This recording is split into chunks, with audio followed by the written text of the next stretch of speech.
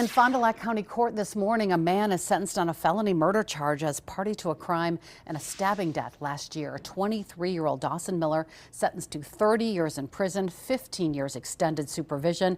He will receive just under 2 years credit for time already served.